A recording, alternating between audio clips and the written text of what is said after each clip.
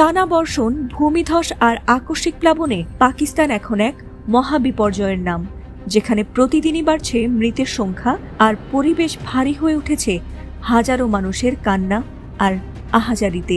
আকাশ থেকে নামা হঠাৎ মেঘ ভাঙা বৃষ্টি মুহূর্তেই রূপ নিয়েছে মৃত্যু আর ধ্বংসের স্রোতে।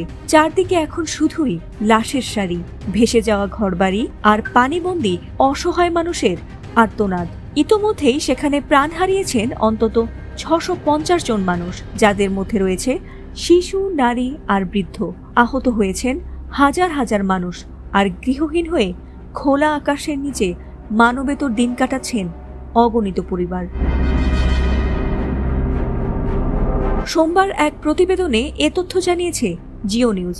পাকিস্তানের জাতীয় দুর্যোগ ব্যবস্থাপনা কর্তৃপক্ষ জানিয়েছে, মৃতের মধ্যে রয়েছে 394 জন পুরুষ, 95 জন নারী আর 171 জন শিশু। আহত হয়েছেন অন্তত 935 জন। সবচেয়ে বেশি ক্ষতিগ্রস্ত হয়েছে খাইবার পাখতুনখোয়া, যেখানে প্রাণ গেছে 392 জনের। কেবল প্রাণহানিই নয়, সেখানে ভেসে গেছে হাজারো মানুষের শেষ আশ্রয়ও। বন্যায় ধ্বংস হয়েছে অন্তত 2478টি ঘরবাড়ি। সোয়াবি, মারদান, গালিয়া, অ্যাবোটাবাদ আর পেশোয়ারে ঘরবাড়ি ডুবে আছে। রাস্তাঘাট অচল আর দোকানপাটও পানিতে তলিয়ে গেছে।